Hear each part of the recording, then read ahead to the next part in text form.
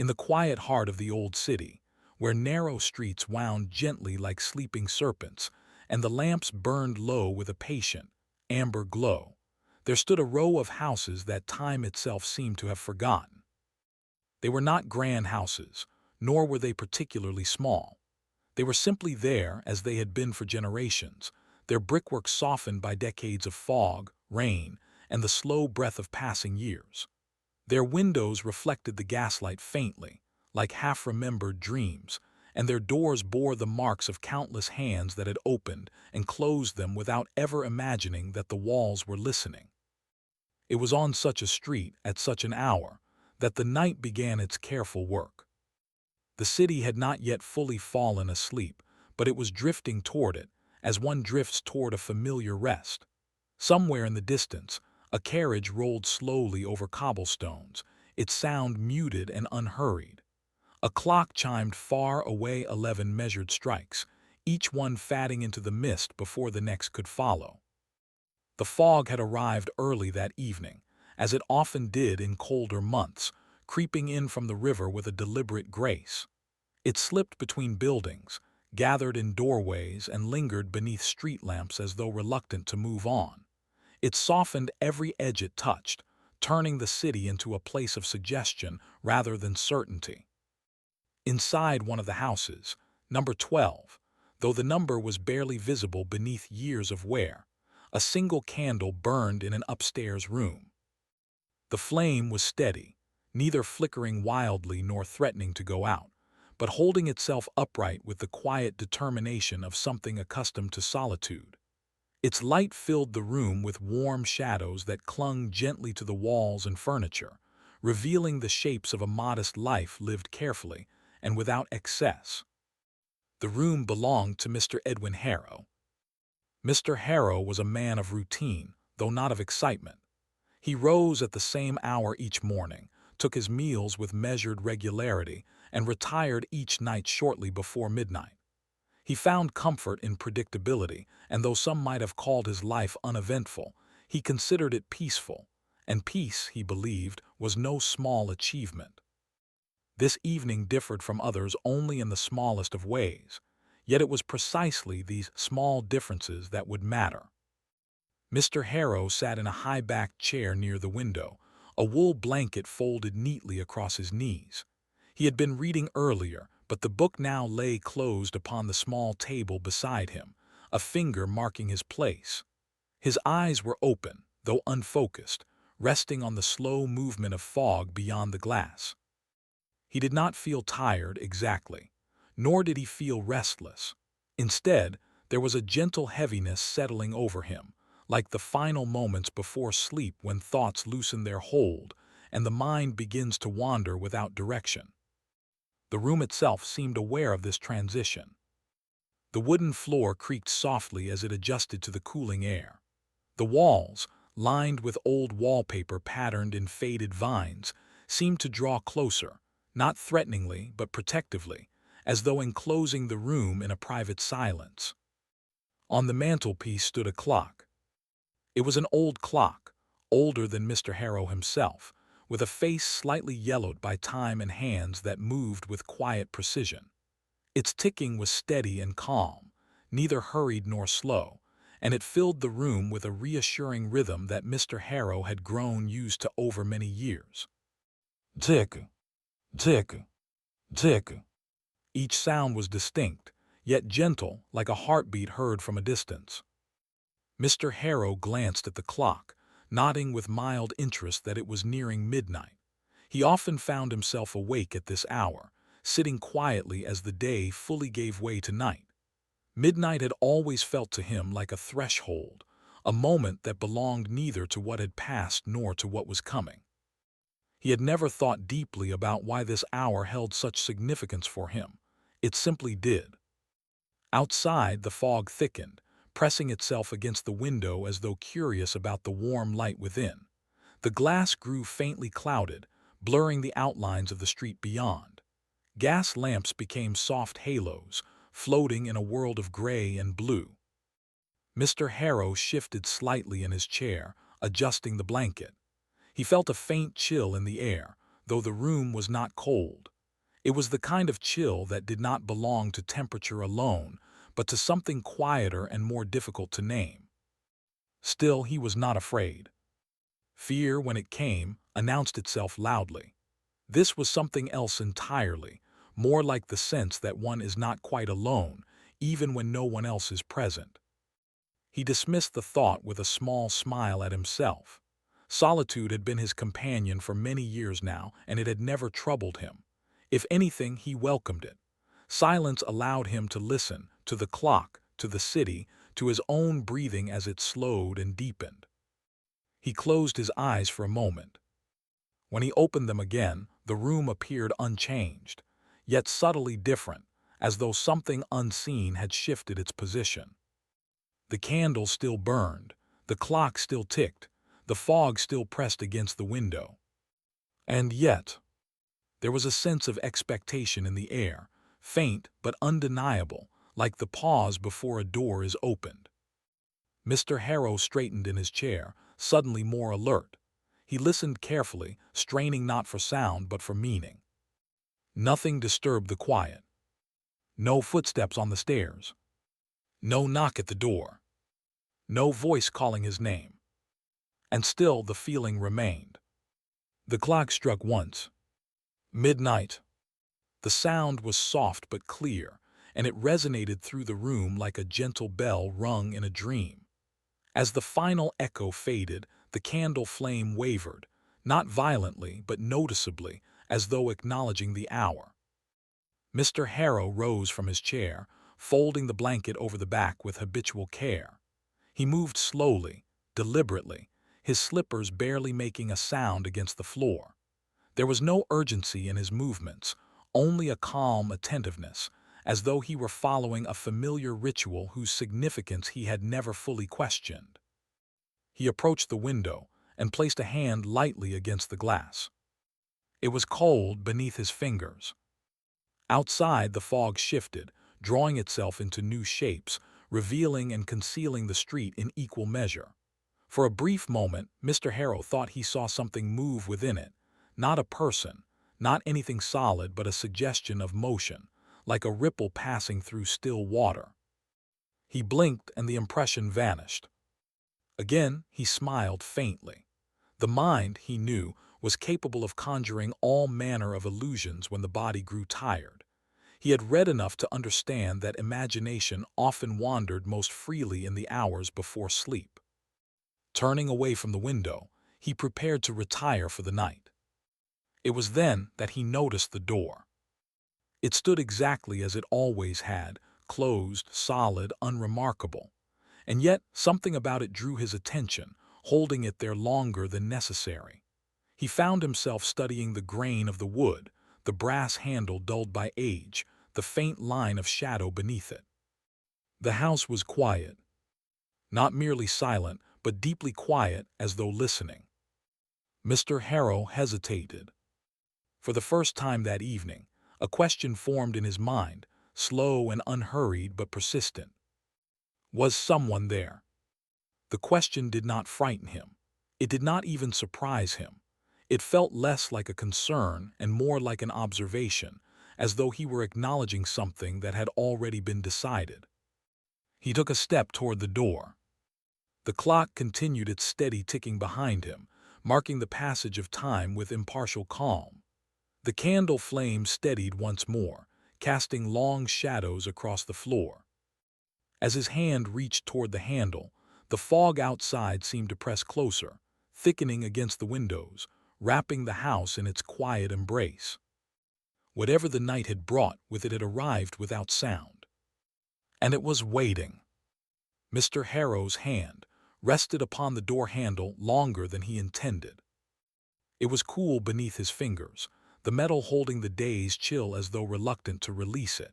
He stood there without moving, not frozen by fear, but caught in a moment of quiet consideration. The house felt different now, not changed in any obvious way, but altered in its attention asterisk, as though every wall and beam had turned inward to observe the same stillness he felt. He listened. At first, there was nothing beyond the familiar sounds of the house at rest, the distant settling of timber, the faint whisper of air moving through unseen cracks, the steady, reassuring tick of the clock behind him. These were sounds he knew well, sounds that belonged to every night he had spent within these walls. And yet beneath them, there seemed to be something else. Not a sound exactly.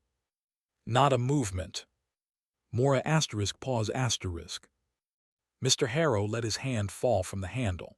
He exhaled slowly, becoming aware of his own breathing, how it rose and fell in time with the room's quiet rhythm.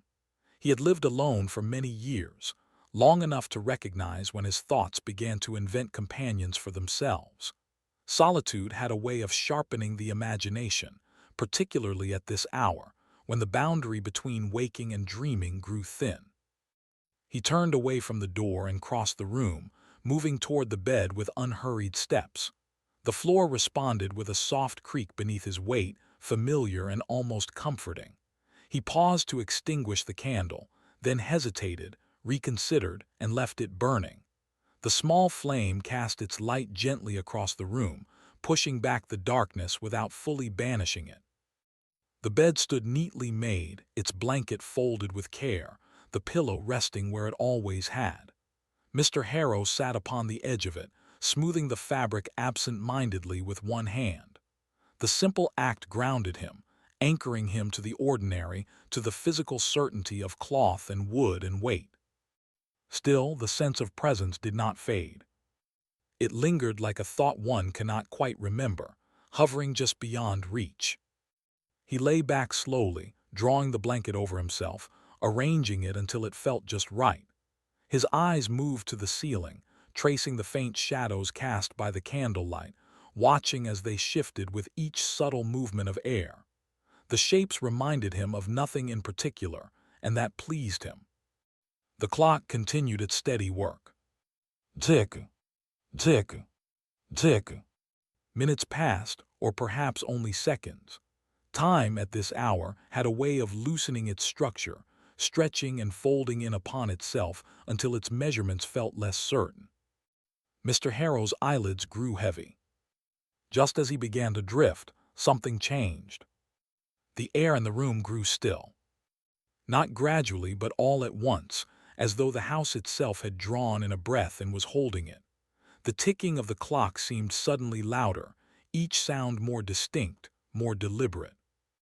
Tick, tick. Then between one tick and the next, there came the faintest sound. A whisper of movement. It did not come from the door, nor the window, nor any single place he could identify. It was more like the suggestion of fabric brushing against air, or the soft disturbance left behind when someone passes quietly through a room. Mr. Harrow did not open his eyes. He felt no urgency to do so. Whatever had entered the room had done so without violence, without haste, and without malice. Of this he was strangely certain, though he could not have explained why. Instead, he listened. The sound did not repeat itself. It did not grow louder or closer. It simply was asterisk, a brief acknowledgement of motion that had already completed itself. The candle flame leaned to one side, bending as though a gentle current had passed nearby. It did not flicker wildly, nor did it threaten to go out. It merely bowed, then straightened again. Mr. Harrow's breathing slowed further, deepening as the edges of consciousness softened. Within that drifting state, neither fully awake nor entirely asleep, he became aware of a presence in the room. It did not stand at the foot of the bed, nor sit beside him. It did not loom or hover in any way that suggested intent or intrusion. It simply occupied the space, as naturally as the furniture, as quietly as the shadows. The presence felt old. Not old in the sense of decay or wear, but old in the way of things that have existed long enough to forget their own beginnings. It carried with it a weight of memory, though none of those memories pressed themselves upon him. Mr. Harrow felt no fear. Instead, a calm curiosity stirred within him, gentle and unforced. It reminded him of childhood evenings spent listening to stories he half understood, comforted not by their details but by the sound of a familiar voice telling them. A thought formed in his mind, slow and unspoken. "You are not here to harm me." The presence did not respond in words. It responded in asterisk stillness. The air softened further, as though acknowledging the truth of his thought.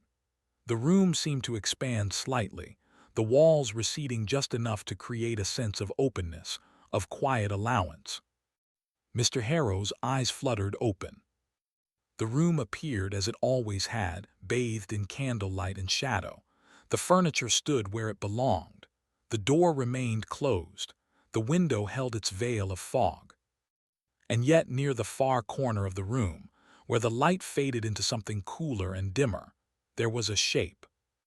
It was not sharply defined. Its edges blurred gently into the surrounding air, as though unwilling to fully separate itself from the space it occupied.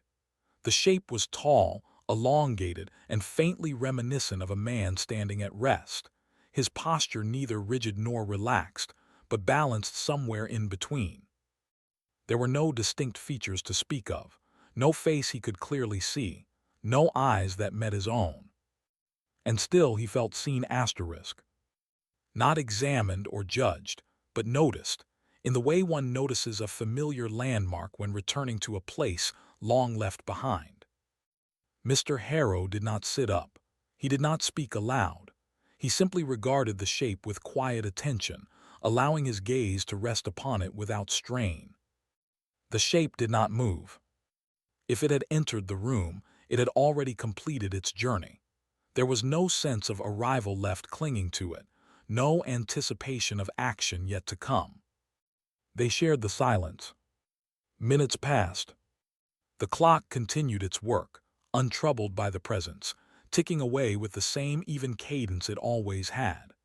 The candle burned lower, its flame shrinking slightly, its wax pooling in gentle curves along its base.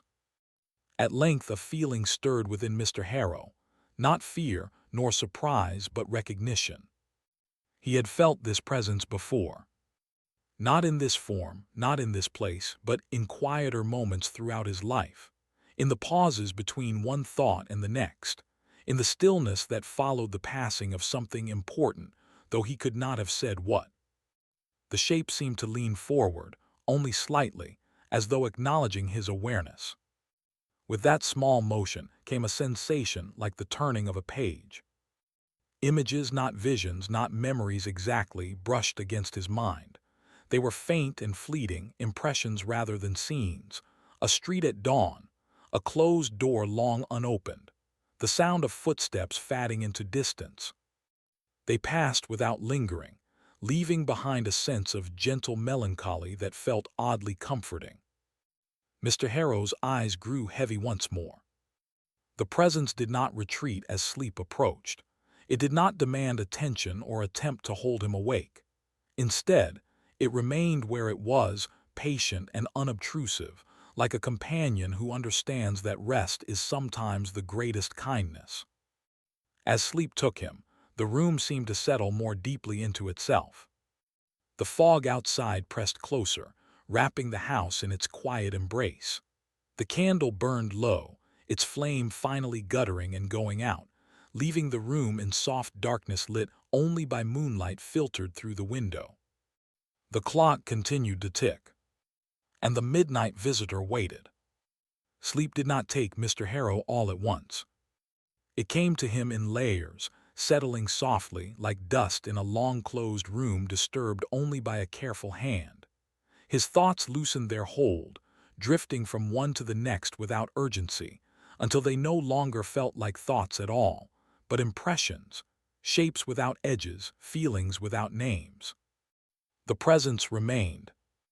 Even as his awareness dimmed, he sensed it still occupying the far corner of the room, neither advancing nor retreating. It did not intrude upon his rest, nor did it withdraw from it. Instead, it seemed to exist asterisk alongside asterisk sleep, as though accustomed to waiting within such quiet spaces. In his half-dreaming state, Mr. Harrow became aware of movement, not in the room but within himself. A memory stirred. It was not summoned deliberately, nor did it arrive with clarity. It surfaced gently, like something long submerged finally finding its way back to the surface when the water grows still. He found himself standing on a street he had not seen in many years. It was wider than the street where his house now stood, and brighter too. The fog was thinner here, allowing pale morning light to reach the stones beneath his feet. Shops lined the way, their windows freshly cleaned, their signs newly painted. There was a sense of beginning in the air, of plans yet untested and days yet unwritten. He was younger. Not young enough to be careless, but young enough to feel that time extended generously before him. He wore a coat that fit well and shoes that had not yet known long wear. His step was purposeful, his gaze lifted. His thoughts occupied by what might be rather than what had been. The memory did not linger on details. It moved him forward without resistance, guiding him toward a familiar building at the end of the street. A house, not unlike the one he now occupied, though brighter, livelier, its windows clear and open to the day. As he approached, he felt a warmth in his chest, not excitement exactly, but a quiet anticipation. He knew this house. He had lived there once. The memory shifted. Now he was inside, standing in a modest sitting room filled with sunlight and the low murmur of conversation. A fire burned in the grate, though it was not cold, and the air carried the faint scent of tea. Someone stood nearby. Not close enough to touch, but near enough to be felt. A figure. The memory resisted sharp focus, as though unwilling to define itself too clearly. He could not see a face, nor hear a voice distinctly, and yet the presence was unmistakable.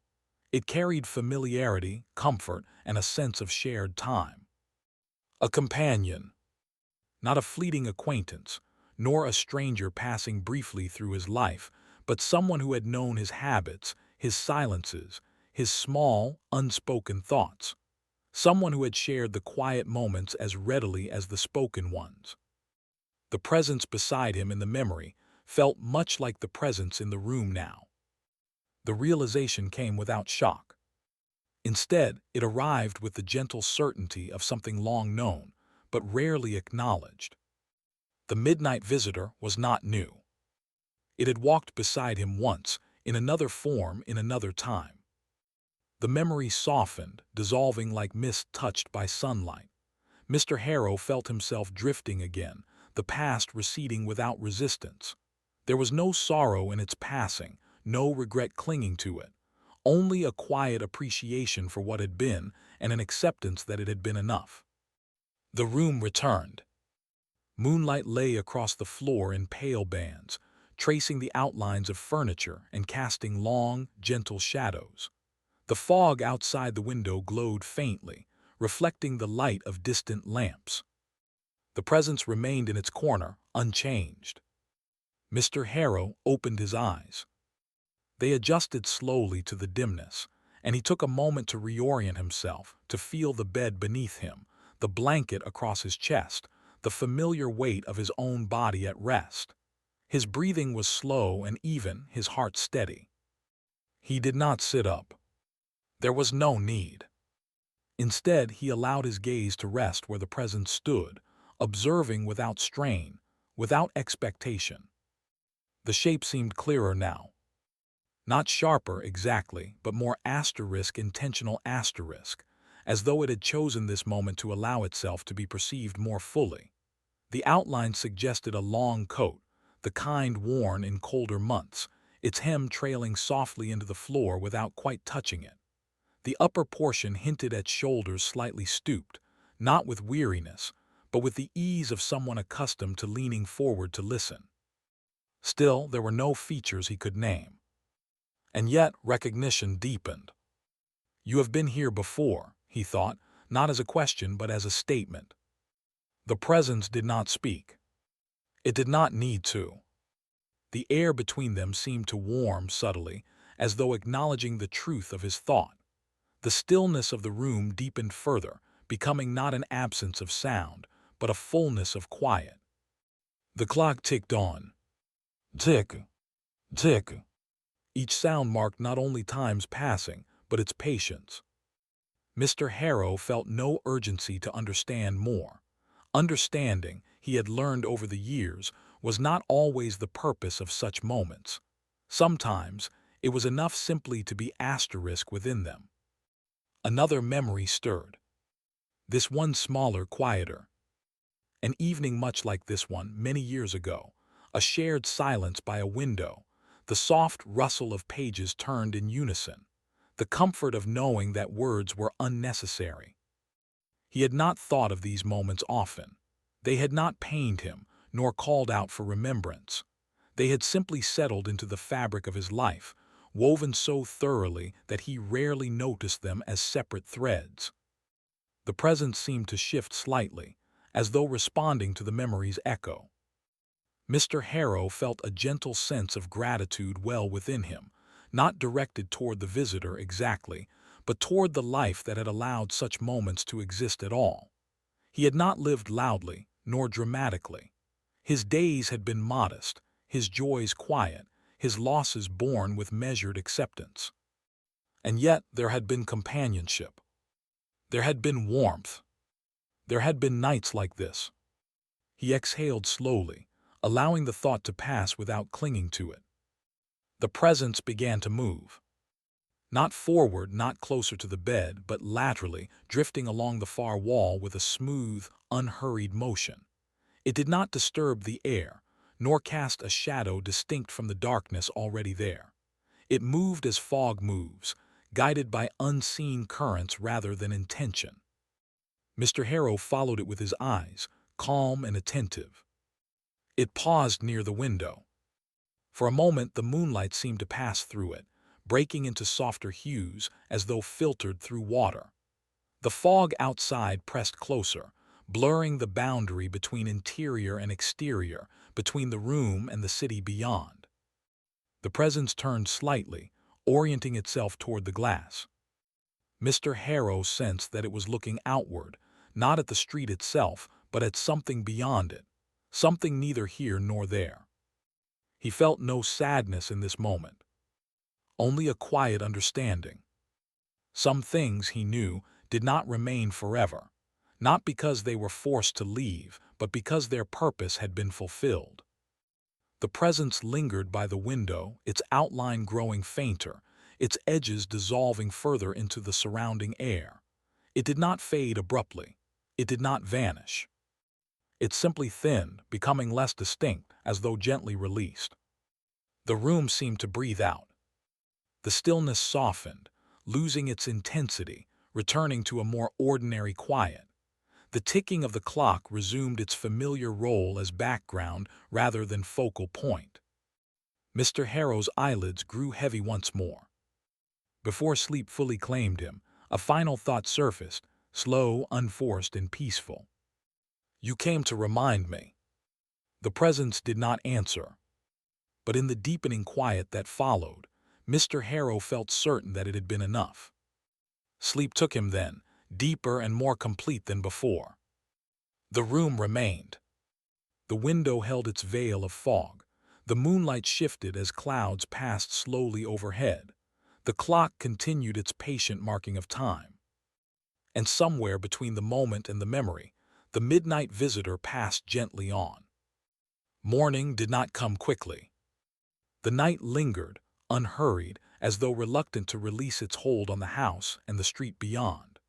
Clouds passed slowly across the moon, dimming and brightening the room in gentle cycles, and the fog outside shifted with the same patient deliberation it had shown all evening. Mr. Harrow slept. His rest was deep, but not heavy. It was the kind of sleep that allows the mind to wander softly without becoming lost, where dreams drift in and out without insisting upon being remembered. His breathing was slow and even, his body settled comfortably into the familiar shape of the bed. The room was empty now. Or rather, it contained only what it always had: the bed, The chair by the window, the small table, the clock, and the quiet companionship of shadows. The corner where the presence had lingered held nothing unusual, no trace of movement or change. And yet something had shifted. The air felt lighter, as though a long-held tension, one so subtle it had rarely been noticed, had finally been released. The silence was no longer expectant. It had returned to being simply silence, full but unremarkable, content to exist without purpose. The clock ticked on. Tick, tick. Time resumed its ordinary authority. When Mr. Harrow stirred at last, it was without urgency. He turned slightly beneath the blanket, adjusting to a new position, his mind surfacing gradually from sleep's depths. For a moment, he remained suspended between worlds, aware only of warmth and weight and the soft cadence of breath. Then slowly he woke. His eyes opened to the dimness of early morning. The candle had long since burned itself out, leaving only a stub of wax upon the table. Pale light filtered through the fogged window, softer than moonlight, hinting at a dawn still some distance away. He lay still, listening. The house was quiet in its familiar way. No unusual sounds reached him, no lingering sense of disturbance or intrusion.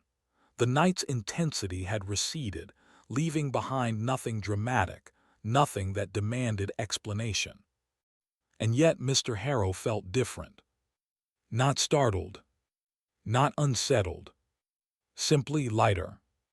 He sat up slowly, swinging his feet over the side of the bed and resting them on the floor. The wood was cool beneath his soles, grounding him in the present moment. He drew the blanket around his shoulders briefly, then let it fall away as he stood. Crossing the room, he paused by the window. The fog still lay thick upon the street, though it had begun to thin at the edges, retreating gradually as dawn approached.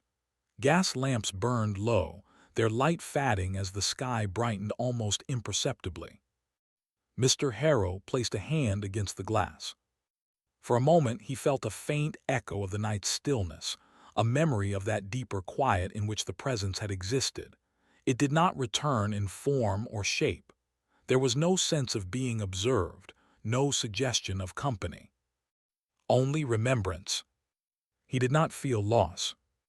If anything, he felt a gentle sense of completion, as though a long-closed book had finally been placed back upon its shelf, not forgotten, but no longer requiring attention. Turning from the window, he began his morning routine. He washed, dressed, and prepared a simple breakfast, moving with the same careful regularity that had always defined his days. And yet, beneath each familiar action there was a subtle difference, a softness in his movements, an ease in his thoughts. As he poured water for tea, a memory surfaced briefly. Another hand once performing the same task beside him, another presence sharing the quiet of early hours. The memory passed without sorrow, leaving behind only warmth. He smiled faintly. Seating himself at the small table, he waited for the tea to steep, listening to the gentle sounds of the house waking around him. Somewhere nearby, a door opened. Footsteps passed on the street below. The city, too, was stirring, preparing to resume its daily rhythms. Mr. Harrow felt no need to speak of the night. There would be no one to tell, even if he had wished to do so, and in truth, he doubted words would have served the experience well. Some things, he knew, were not meant to be explained or shared. They belonged solely to the quiet spaces in which they occurred. He drank his tea slowly. The warmth spread through him, steady and reassuring. With each sip, the memory of the midnight visitor settled further into the background of his mind, becoming less an event and more a part of him, woven into his understanding of himself and his past. The clock chimed softly, marking the hour. Morning had arrived. Mr. Harrow rose and went about his day much as he always had. He stepped into the street, greeted the cool air, and walked along the familiar path he had taken countless times before. The fog thinned as the sun rose higher, revealing the city in clearer detail. Nothing looked changed. And yet, as he walked, he carried with him a quiet assurance, a sense that he was not as alone as he had once believed. Not because someone walked beside him now, but because he understood that companionship did not end when presence faded. Some connections, he realized, endured in quieter ways. They lived in memory, in stillness, in the spaces between one moment and the next. That evening, when Mr. Harrow returned home and the house settled once more into its nightly quiet, he lit a candle and sat by the window as he often did. He read for a time, then allowed the book to rest unopened in his lap as his thoughts drifted. When midnight approached, he glanced at the clock. The hour passed without ceremony. No change came over the room. No presence made itself known. No expectation filled the air. And yet Mr. Harrow felt at peace. He retired for the night, drawing the blanket close, his breathing slowing as sleep approached. The house held him gently, the walls familiar and kind. Outside, the fog returned, rolling in softly from the river, wrapping the street in its quiet embrace. And somewhere beyond sight and sound, the memory of the midnight visitor lingered, not as a ghost, not as a shadow, but as a gentle reminder of a life once shared and a stillness well kept. Sleep came easily. The nights that followed were quiet. Not remarkably so, nor in any way that might draw attention to themselves, but quietly in the manner of things that have settled into their proper place. Mr. Harrow noticed it in small ways at first, how easily sleep came to him, how his thoughts no longer lingered restlessly when the house grew still. Midnight passed each evening as it always had. The clock continued its faithful ticking. The fog arrived and departed according to its own unspoken schedule. The city breathed in and out around the narrow street, carrying on with its unremarkable persistence. And yet something within Mr. Harrow had changed. He found himself more attentive to the quiet moments of his days. He lingered longer by windows, not searching for anything in particular, but appreciating the way light shifted across glass, how reflections overlapped and dissolved. He listened more carefully to the sounds of the city at rest, the distant murmur of voices, the soft roll of carriages, the subtle rhythm beneath it all. These sounds no longer felt empty. They felt complete. On one such evening, much like the others, Mr. Harrow prepared for bed as he always did. He extinguished the lamps downstairs, checked the latch on the door, and climbed the narrow staircase with unhurried steps. The house greeted him with its familiar creaks and sighs, as though acknowledging his return to the quiet hours. In his room, he lit a single candle.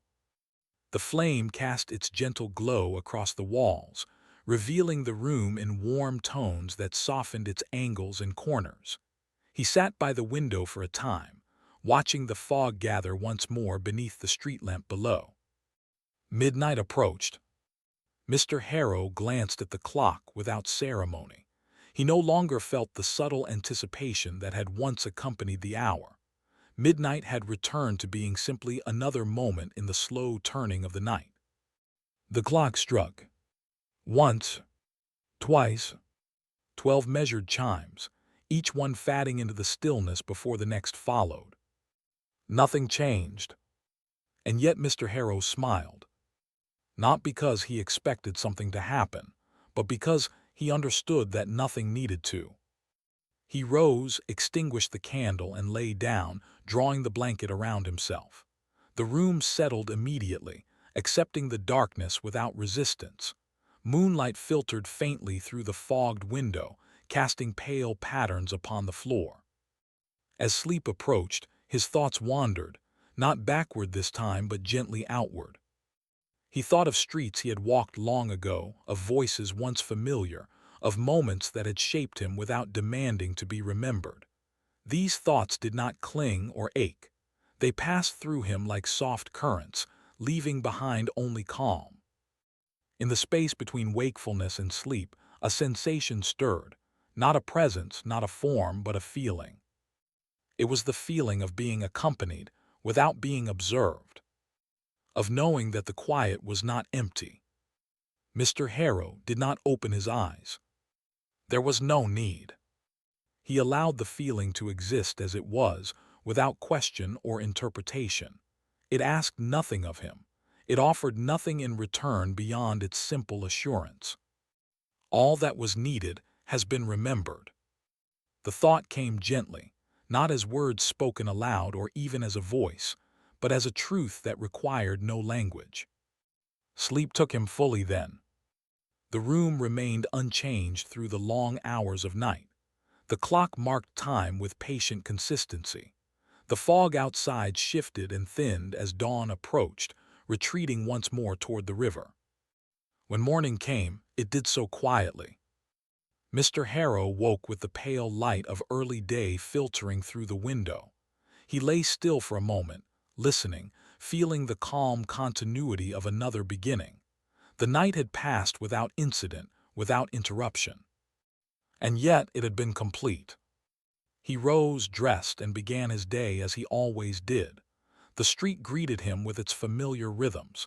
Neighbors passed with quiet nods. The city moved forward, indifferent and enduring. Life continued. Days turned into weeks, weeks into months. Seasons shifted with the subtlety of a well-rehearsed performance. The fog came and went. The nights grew longer and then shorter again. And always when midnight passed, the house remained still and kind. The midnight visitor did not return. It did not need to. For what it had brought was not meant to linger in form or shape. It had come not to stay, but to remind, to close a circle gently left unfinished, to soften an edge worn thin by time. Mr. Harrow carried that quiet closure with him, not consciously, but naturally, as one carries the memory of warmth long after leaving a sunlit room. In the evenings, when he sat by the window and allowed the day to fade, there was a peace in him that required no explanation. He no longer wondered whether he had been alone all those years. He understood now that presence takes many forms. Some walk beside us. Some remain behind. And some arrive only once, at the precise moment they are needed, before passing on without farewell. On a particularly quiet night, long after the memory of that first midnight had softened into something gentle and distant, Mr. Harrow prepared for sleep as usual. He lay down, listening to the familiar sounds of the house settling around him. The clock ticked steadily. Tick, tick. Midnight came and went. And in that passing there was no loss. Only rest. The house held its silence. The city breathed softly beyond the window. And sleep, deep and untroubled, claimed the quiet hours once more.